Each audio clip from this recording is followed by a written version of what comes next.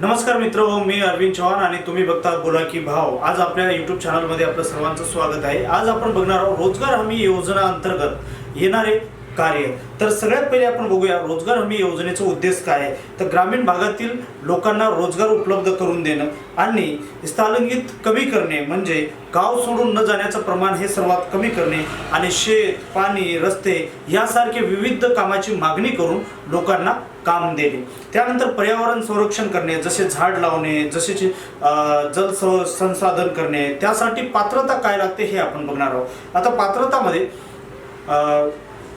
ग्रामीण भागातील रहिवासी असावा, त्यानंतर वय 18 वर्ष पूर्ण असावा आणि त्यांनी म्हणजे त्यांच्यासाठी बेरोजगार भत्ता सुद्धा मिळाला जातो। मित्रांनो, यासाठी काय काय डॉक्युमेंट लागतात आपण बघूया। रोजगार हमी योजनेअंतर्गत काम करण्यासाठी काय काय डॉक्युमेंट लागतात हे बघूया।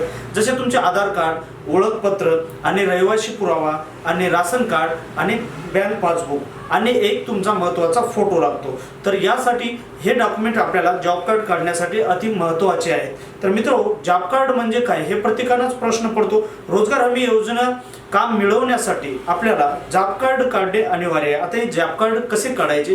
ग्रामपंचायत कडून आपल्याला हे जॉब कार्ड काढून देण्यात येतो आणि त्यासाठी आपल्या सर्व सदस्यांना जॉब कार्ड काढल्यानंतरच ग्रामपंचायत अंतर्गत रोजगार हमी योजनेमध्ये आपल्याला काम मिळतो। आता कोणकोणते काम आपल्याला मिळतात हे बघूया।